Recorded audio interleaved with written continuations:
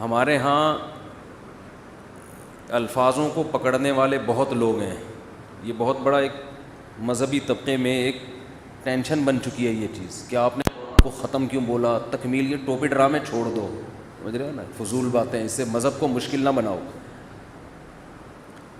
عمل کو فوکس کریں. یہ جو مذہبی لوگ فتوے لگاتے ہیں نا ذرا ذرا سی باتوں پہ, گستاخی کے فتوے, یہ آپ کے لیے عذاب جان بن جائیں گے, خود مذہبی لوگوں کے لیے عذاب بن جائیں گے, کیونکہ ایسے الفاظ ہر آدمی استعمال کرتا ہے.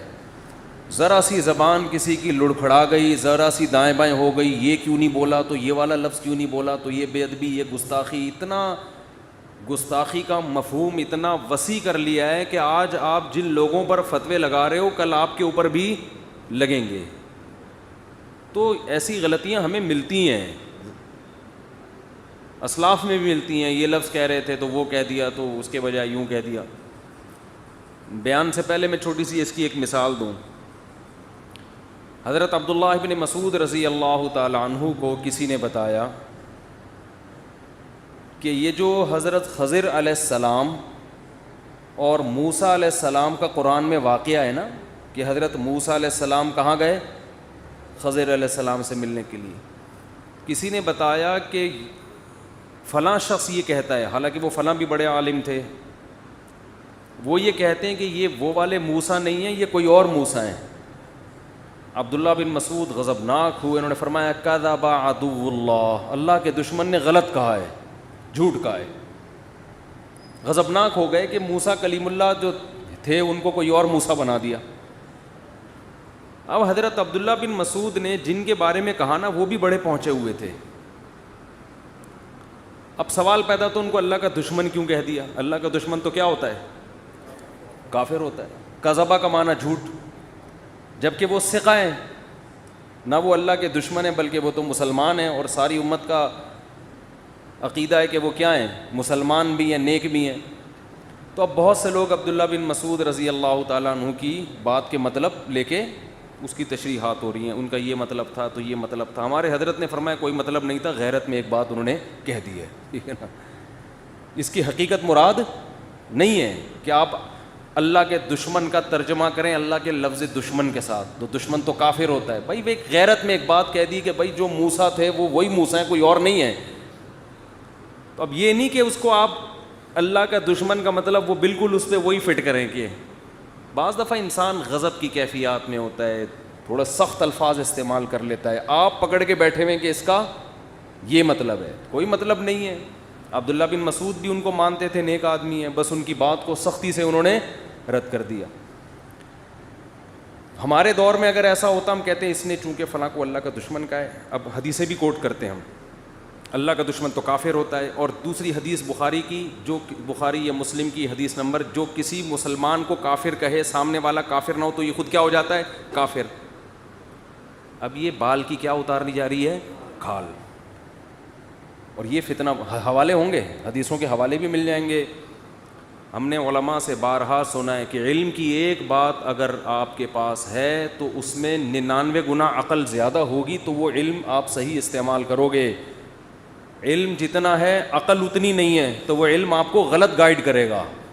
سمجھ میں نہیں, ابھی بیان شروع نہیں ہوا ہے, یہ تو میں ویسے ہی, شروع میں سلاد رائتا بھی ہوتا ہے نا, کھانے سے پہلے کیا پیش کیا جاتا ہے, سیلڈ وغیرہ پیش کیا جاتا ہے, رائتا پیش کیا جاتا ہے, تھوڑا سا سوپ پیش کیا جاتا ہے. بڑی محفلوں میں یہ ہوتا ہے, تو ہم بھی بیان سے پہلے تھوڑا سیلڈ رائتا وغیرہ پیش کرتے ہیں. بعض جگہ یہ سیلڈ زیادہ ہوتا ہے, کھانا کم ہوتا ہے. ترکی میں پوری, جیسے ہم اپنے بکرے دمبے کے سامنے رکھتے ہیں نا گھاس پھوس, ترکی میں آپ ہوٹل میں جائیں گے, ٹرے میں آپ کے سامنے ایسے ہی گھاس پھوس لا کے رکھ دیں گے. آدمی کہے گا میں کو بکرا ہوں, مجھے کیا کھلا رہے ہو. وہ کھاتے ہیں سیلڈ, بہت کھاتے ہیں. خیر, تو اس لیے جو لوگ امت میں جوڑ پیدا کرنا چاہتے ہیں ان کا علم کا بیان کرنے کا انداز مختلف ہوتا ہے. جو توڑنا چاہتے ہیں وہ بھی دلائل سب کے سیم ہوتے ہیں. ایک ہی دلیل سے آپ توڑ بھی سکتے ہو, اسی دلیل سے آپ جوڑ بھی سکتے ہو. یہ آپ کا مزاج ہے کہ آپ چاہتے کیا ہو. ہر دلیل میں یہ صلاحیت ہوتی ہے کہ آپ آگ بھی لگا سکتے ہو اور آپ لوگوں کو جوڑ بھی سکتے ہو اس سے. تو اس کی بہت ساری مثالیں ہیں, پھر میں دوں گا تو میرا ٹاپک سارا چینج ہو جائے گا. دیکھو اس کی میں ایک مثال دوں. اکثر میاں بیوی کی لڑائیاں ہوتی ہیں نا, لوگ سلو کرواتے ہیں. تو آپ کا پھڈا, میاں بیوی کا پھڈا ہوا, شوہر کو جا کے آپ نے شوہر کے حقوق سمجھانا شروع کر دیے قرآن و حدیث کی روشنی میں کہ تمہارا بیوی پر کے اوپر یہ حق ہے. حدیث کا ریفرنس بھی ہے, بخاری میں, مسلم میں, سارے ریفرنس بھی. پہلے ہی پھڈا چل رہا ہے ان کا, پہلے ہی آپس میں کیا ہو رہی ہے, لڑائی ہو رہی ہے.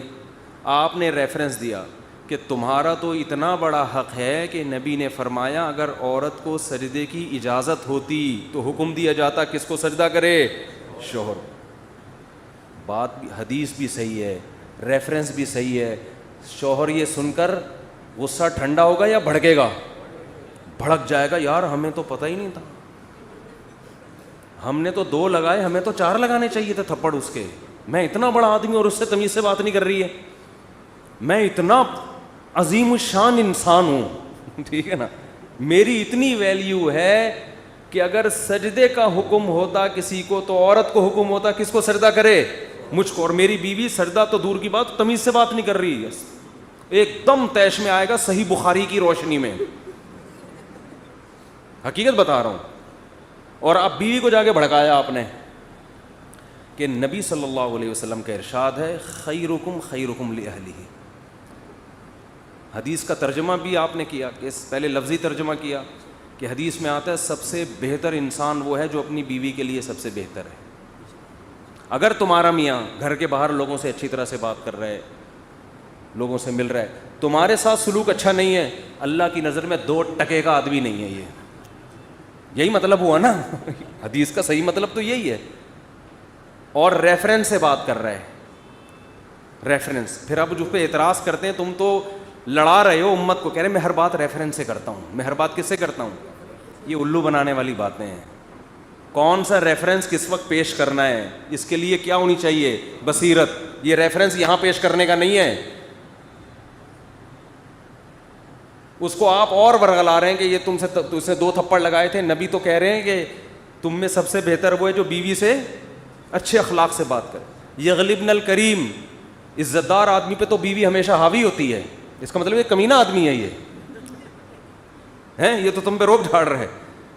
اور حدیث کا حوالہ آپ نے, بلکہ کتابیں بھی دکھا دی, یہ لکھا, میں نہیں کہہ رہا, یہ لکھا ہوا ہے. تو علم ہے, کھوپڑی بولو صحیح کام نہیں کر رہی ہے, اس کی کھوپڑی صحیح کام نہیں کر رہی ہے. نبی نے یہ جو فرمایا نا تم میں بہتر وہ ہے جو گھر میں سب سے بہتر, یہ مردوں کو حکم دیا ہے. یہ خطاب کس کو ہے؟ یہ بیویوں کو نہیں, آپ نے عورتوں میں, خواتین میں بیان نہیں کیا,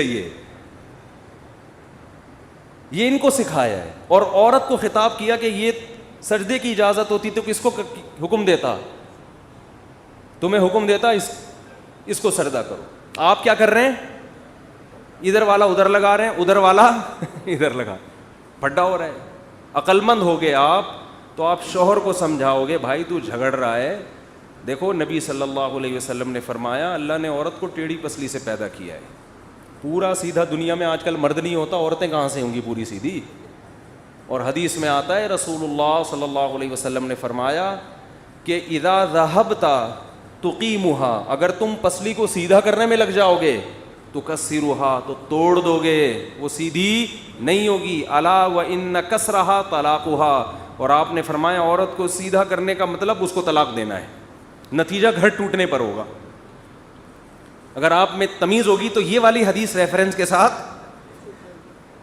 یہ پیش کرو گے, اور اس کو جا کے آپ سمجھاؤ گے کہ نبی صلی اللہ علیہ وسلم نے فرمایا جس عورت کا شوہر ناراض ہو کے رات کو سو جائے اس عورت کی تہجد بھی اللہ قبول نہیں کرتا. ریفرنس, ٹھیک ہے نا, یہ ریفرنس میں اپنی طرف سے نہیں کہہ رہا. اب بات سے بات چلنے کے لیے تو کچھ حدیثیں اسی اصول سے حل ہو جاتی ہیں, بہت سی حدیثیں اسی اصول سے حل ہو جاتی ہیں. نبی صلی اللہ علیہ وسلم نے فرمایا, آج کل آپ نے دیکھا ہوگا بہت سے لوگ گناہ کرتے ہیں, کبیرہ گناہ کر رہے ہیں, گناہ پہ گناہ.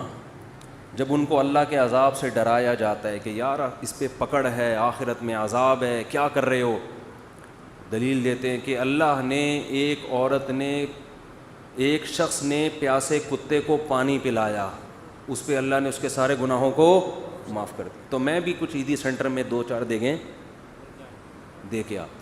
میں تو کتے نہیں, میں تو انسانوں کو پانی پلا رہا ہوں, پانی بھی نہیں کھانا کھلا رہا ہوں. اور وہ مدرسہ بھی میں نے کھولا ہوا ہے, اور وہ ٹرسٹ میں نے کھولا ہوا ہے, اور میں وہ جو ہے ممانی میری بیوہ ہو گئی ہیں ان کو بھی خرچ کرتا ہوں. تو میں تو ایک کتے پہ جب بخشش ہو سکتی ہے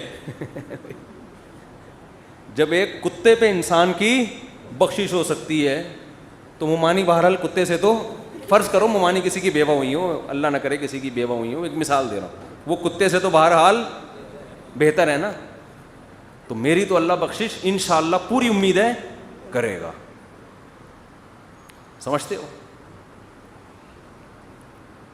تو یہ اصل میں حدیث گنہگار کے لیے, بولو, یہ گناہ پر جرت دلانے کے لیے نہیں ہے کہ آپ گناہ کر رہے ہیں تو مزید کرتے چلے جائیں, 2-4 کتوں کو آپ پانی پلا دیں, اس کے لیے نہیں ہے.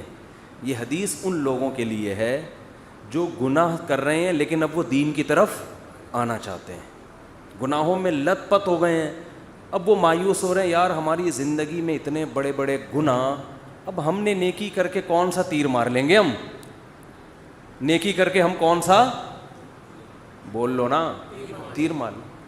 اتنے بڑے بڑے گناہ ہیں, ہم نے تو لوگوں کے منہ سے نوالے چھینے, تو اب کیا کتے کو پانی پلا کے کیا ہو جائے گا. تو اس کو کہا جا رہا ہے کسی نیکی کو حقیر, آؤ تھوڑا ہمت کرو. بعض دفعہ کتوں کو پانی پلانے پہ بھی کیا ہو جاتی ہے, بعض دفعہ ہوتا ہے, یہ ہمیشہ نہیں ہوتا, بعض دفعہ اس پہ بھی ہو جاتا ہے.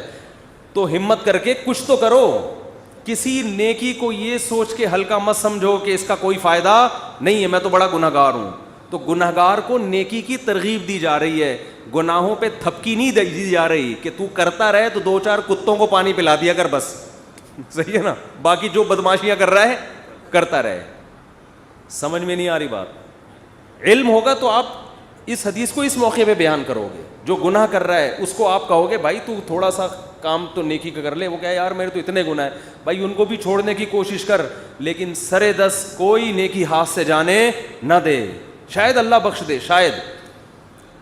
اس کے برعکس ایک دوسری حدیث ہے, اس حدیث میں آتا ہے رسول اللہ صلی اللہ علیہ وسلم نے فرمایا ایک عورت کو اللہ نے جہنم میں ڈال دیا ایک جرم پہ کہ اس نے ایک بلی کو باندھ دیا, نہ اسے کھلاتی تھی نہ پلاتی تھی, وہ بلی بھوک اور پیاس سے تڑپ تڑپ کے مر گئی. اللہ کو غضب آیا اور اللہ نے اس کی نیکیاں, بولو, ضائع. اس حدیث کا غلط جگہ استعمال کیا ہے. غلط استعمال یہ کہ آدمی کہے یار مجھے اب نیکی کرنے کا کیا فائدہ, میں اتنی نیکیاں کروں, ہو سکتا ہے زندگی میں کوئی ایسا گناہ ہو جائے جس سے ساری نیکیاں ضائع. یار وہ جب ایک بلی کو بھوکا مارنے پر اتنی ساری نیکیاں اللہ نے برباد کر دیں, تو ہم تو اس سے بڑے بڑے, ہم نے تو فلاں کو یتیم کا پیسہ کھایا ہوا ہے, ہم نے تو یہ کیا ہوا ہے, یہ کیا ہوا ہے, پتہ نہیں یار بخشش کا کوئی چانس نہیں ہے. تو یہ ان لوگوں کے لیے نہیں ہے, بلکہ یہ ان لوگوں کے لیے ہے جو نیکیاں کر کے اترا رہے ہیں اور وہ کہہ رہے ہیں اب وہ گناہ کو ہلکا سمجھنا شروع کر دیا انہوں نے.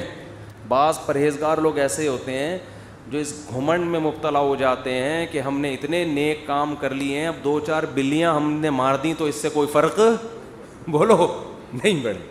اتنی نیکیاں ہم کر چکے ہیں, 2-4 بلے مار دی ہم نے, یا 2-4 بندوں کو مار دیا, یا ادھر چند لوگوں کے پیسے کھا لیے, یا چھوٹے بھائی کی وراثت آدھی دکان کھا لی ہم نے, تو اس سے کوئی فرق نہیں پڑے گا. تو ان کو ڈرایا جا رہا ہے کہ تم نیکیوں پہ گھمنڈ کر کے گناہ کو ہلکا مت سمجھو. بعض دفعہ ایک گناہ ساری نیکیوں کو کھا جاتا ہے.